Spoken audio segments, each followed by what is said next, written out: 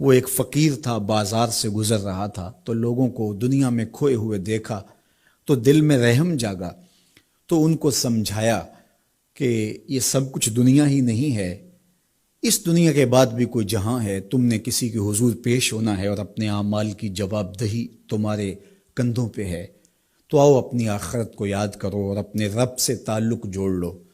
لوگوں نے کہا جا بابا کام کر، تجھے کیا پتا کہ دنیا کی لذتیں کیا ہیں اور ہم کس کام کاج میں لگے ہیں، جا اپنا کام کر۔ وہ شخص دل برداشتہ ہو گیا، وہاں کھڑا ہو کے آنسو بہانے لگا۔ کوئی شخص گزرتا ہوا رکا تو اس نے ایک شخص کو روتے ہوئے دیکھا تو رک کے کہنے لگا کہ کسی نے تجھے تنگ کیا ہے، کسی نے تیرے اوپر کوئی زیادتی کی ہے، تم کیوں رو رہے؟ اس نے کہا کسی نے کوئی زیادتی نہیں کی، بس ان کے رویے نے رلا دیا۔ کہا کیا ہوا؟ کہا گزر رہا تھا، ان کو دنیا میں کھوئے ہوئے دیکھا، دل میں خیال جاگا کہ ان بندوں کی اور رب کی صلح نہ کروا دوں۔ تو کہا پھر کیا بنا؟ کہا وہ تو مان گیا تھا، یہی نہیں مانے۔ وہ تو کہتا تھا لے آ میری دہلیز پہ، میں سارے گناہ معاف کر دوں گا۔ التائب من الذنب کمن لا ذنب لہ، گناہ سے توبہ کرنے والا ایسا ہو جاتا ہے جس طرح اس نے گناہ کیا ہوا ہی نہیں۔ نامہ اعمال سے بھی گناہ مٹا دیے جاتے ہیں، فرشتوں کی یادداشتوں سے بھی محو کر دیے جاتے ہیں، اور گناہ جس جگہ پہ کیے زمین گواہ ہوتی ہے، ہاتھ پاؤں گواہ ہوتے ہیں، سب جگہوں سے محو کر دیے جاتے ہیں۔ اور گناہ سے توبہ کرنے والا ایسے ہوتا ہے جیسے اس نے ابھی ماں کے پیٹ سے جنم لیا ہو۔ تو کہا وہ تو کریم ہے، سورج ابھی مغرب سے طلوع نہیں ہوا، رحمت کا در کشادہ ہے، توبہ کا دروازہ بند نہیں ہوا، تو میرا خیال تھا ان بندوں کی اور رب کی صلح کروا دوں۔ تو وہ تو مانتا تھا، ہم تو مائل بکرم ہیں، کوئی سائل ہی نہیں، لیکن ان سے بات کی تو یہ نہیں مانے۔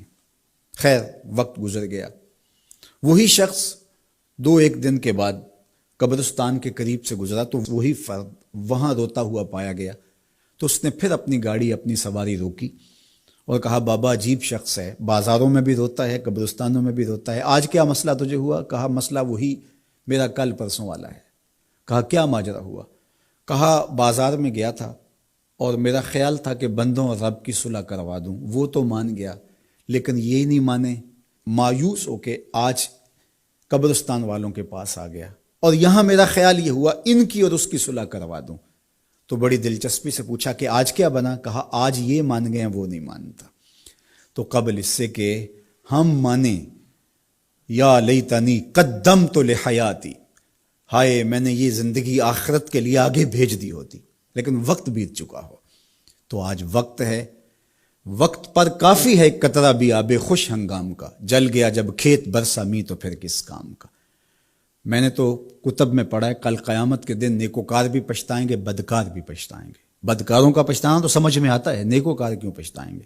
جب وہ اپنے اچھے اعمال کی جزا دیکھیں گے تو وہ پچھتائیں گے، جو چند لمحے ضائع کر دیے وہ بھی کیوں ضائع کر دیے، وہ بھی یاد الہی میں بسر کیے ہوتے۔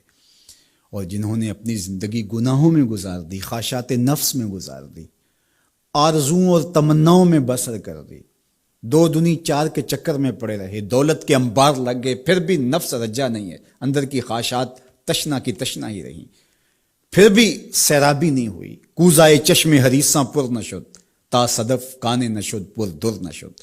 رومی علیہ رحمہ فرماتے ہیں حریص کی آنکھ کا پیالہ نہیں بھرتا۔ کہا کہ جب تک صدف کانے نہیں ہوتا اس میں موتی نہیں آتے، اور سادی شیرازی بولتے ہیں کہ پیٹ بھر جاتا ہے آنکھ نہیں بھرتی۔